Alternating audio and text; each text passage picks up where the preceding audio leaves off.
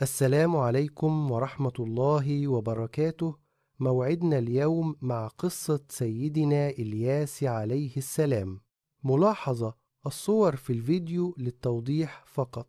قد ذكر الله عز وجل سيدنا إلياس عليه السلام في مصاف الأنبياء الكرام فقال: وزكريا ويحيى وعيسى وإلياس كل من الصالحين. الأنعام 85. وأفرد له مقطعا بديعا في سورة الصافات يصف دعوته وثباته، إذ قام في قوم من بني إسرائيل وقد فشى فيهم الشرك والعكوف على صنم يدعى بعل، وقيل كانت ديارهم في نواحي الشام، فصدع بكلمة التوحيد وناداهم. وإن إلياس لمن المرسلين، إذ قال لقومه: ألا تتقون أتدعون بعلا وتذرون أحسن الخالقين، الله ربكم ورب آبائكم الأولين. الصافات 123 126